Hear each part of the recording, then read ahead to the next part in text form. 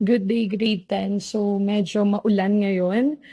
Since asynchronous tayo, I decided na gumawa na lang ng video about box and whisker plot para malinaw sa atin kung paano ba maggawa nitong ating graphical representation ng data. So, what is a box and whisker plot? A box and whisker plot ay also known as box plot. So, ito yung other term for that. It is a graphical representation of a dataset and are useful for comparing distributions and identifying potential outliers. If you can still recall, inaaral na natin yung pagkuha ng IQR, lower outlier boundary, saka upper outlier boundary. So aside from that, pwede mo rin i-graphically represent yung data using this box and whisker plot.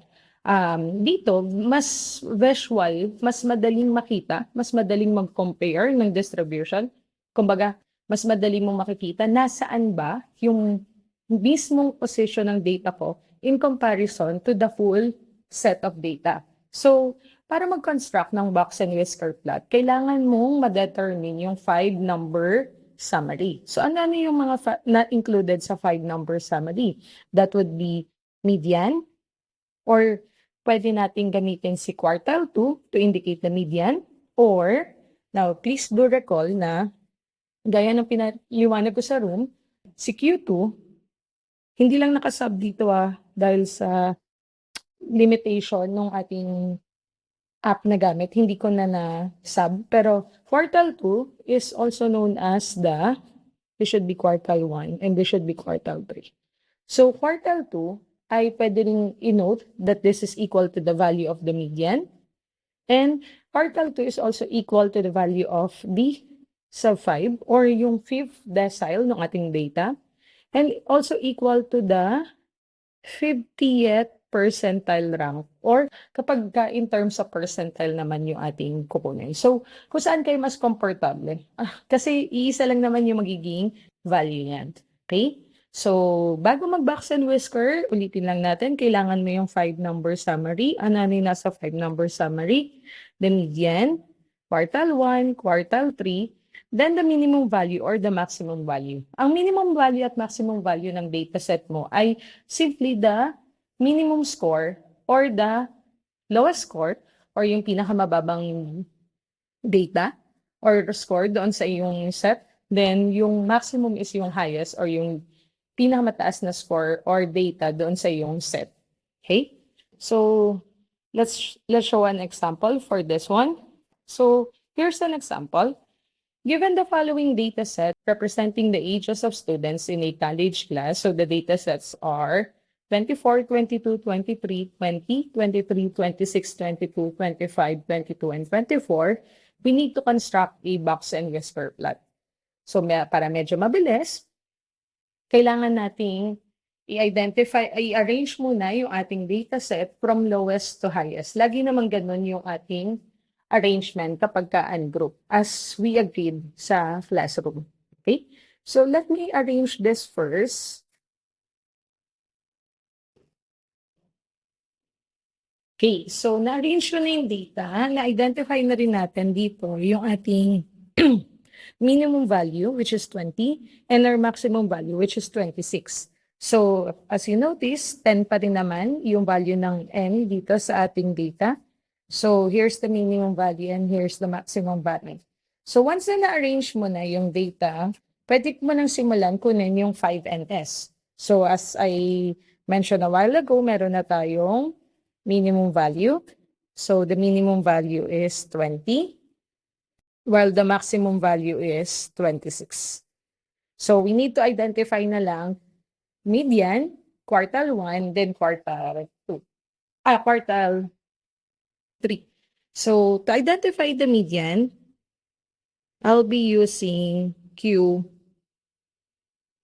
na lang para mas madalian tayo. Okay? Pero kahit alin, wala namang problema kasi equal pa rin naman yung value. So, to locate the quartile 2, I'll have n, which is 10, as we mentioned a while ago, times k, which is 2, all over 4.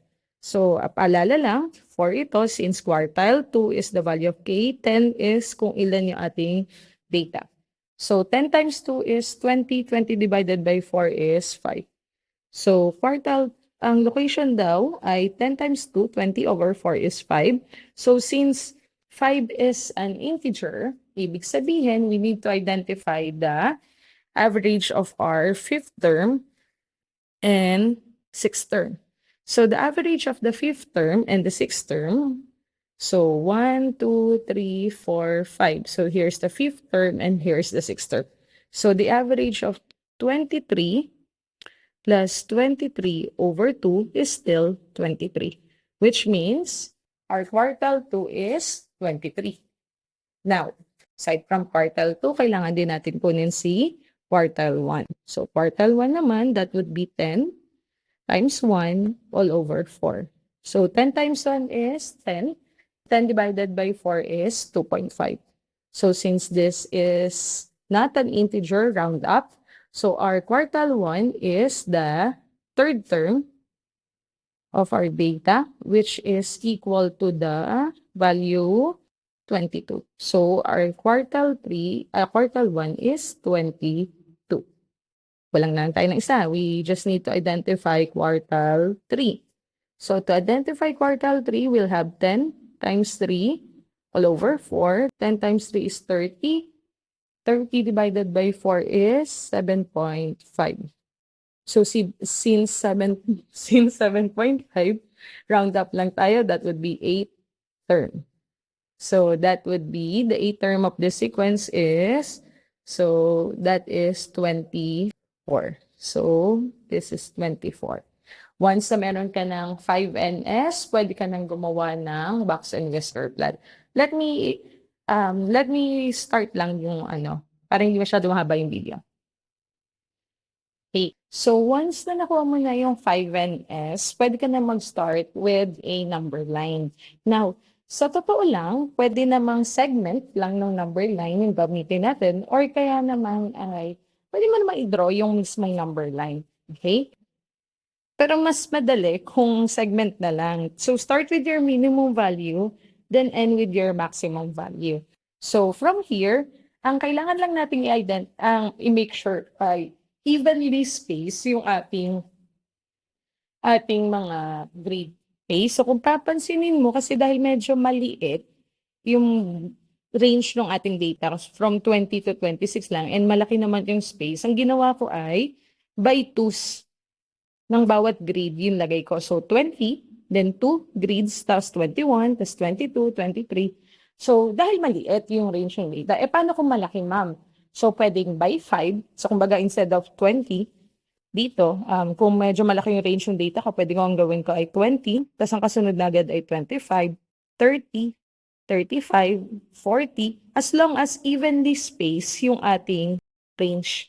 Para kapag nag-compare tayo mamaya ng position, hindi tayo mahirapan.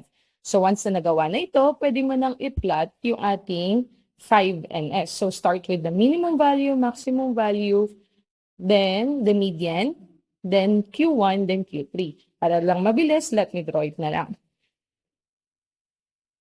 Okay, so once na ma-plot na natin yung ating 5NS, so pakita ko lang isa-isa. So start with the median. The median of this data is 23. So this is 23. Lagay ka lang ng line dito. Then from here, punta sa Q1 which is 22. So dito naman sa kabilang side. Then Q3 which is 24. So dito naman po. Okay? So gagawa ka lang ng box to indicate that this is yung lower, this is yung mula dun sa quartile 1 hanggang sa median. Then mula sa median hanggang sa quartile 3. So from there, grade 10, lagay na natin yung ating whisker. So mula doon sa ating quartile 1, or yung box, hanggang doon sa minimum value, then sa kabilang side naman hanggang doon sa maximum value. Okay? So take note, may mga books na ginagamitan ito ng dotted line, pero may mga books din na hindi na. So, para lang hindi na tayo masyado pang maging technical, okay na sa akin ito. Isang solid line na lang to indicate the median. Pwede na po yun sa akin. Okay na yun. Okay? So, take note into consideration na pwede rin natin lagyan ng title itong ating data set para mas maganda. So to complete the box and whisker plots, the title of this data, since this is a data representing the age of students in a college class, pwede natin lagyan ng date ng title dito. So students age in a college class. Okay? Para kumpleto yung magiging data set natin. So to interpret this, averagely, ibig sabihin, 50% of the data or 50% of the students are around 22 to 24 years old. Then there are some, so yung upper 25% ay nagre-range yung age nila from 25 to 26. Then yung lower 25% naman is sa 20 to 21. So pwede natin sabihin na averagely, these students are 22 to 24 years old. Okay? So, ganun po mag-plot ng box and whisker. Now, for an extra recitation sheet, pwedeng sa comment section po, as much as possible, write down a solution to solve for the median. Pero instead of quartile 2, use decile 5 or kaya naman the 50th percentile to solve for the median. Para lang makita ninyo na dapat same value pa rin yung makukuha natin.